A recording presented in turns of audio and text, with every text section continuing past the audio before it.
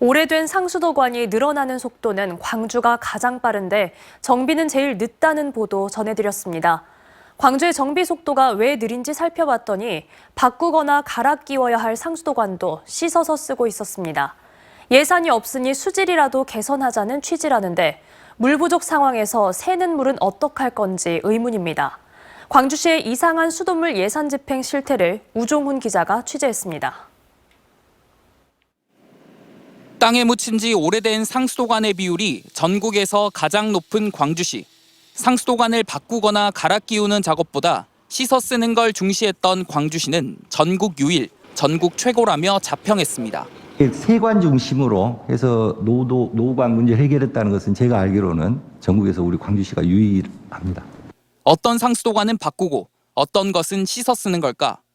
MBC 취재 결과 광주시는 바꾸거나 갈아 끼워야 할 상수도관도 씻어 쓰고 있는 것으로 확인됐습니다.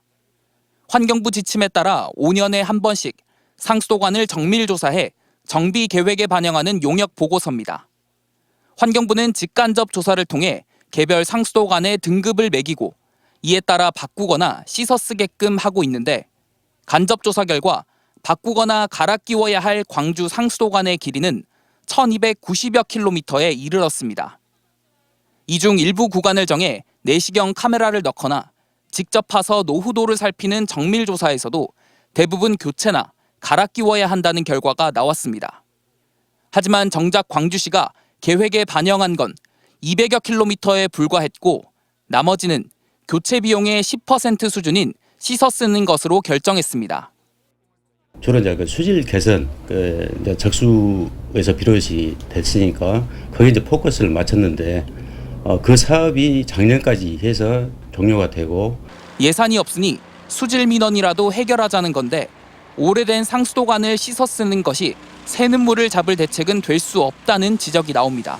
그래서 노후 관거 점검 그리고 진단 이에 따른 교체 혹은 갱생 이게 중요한데요. 시민들이 이 부분에 노후 관거에 대한 관심이 있음에도 불구하고 수도 행정에서는 그에 좀 부응하지 못했다. 실제 광주에서 오래된 상수도관이 급증한 지난 6년 동안 새는 물로 인한 민원도 빠르게 늘고 있습니다.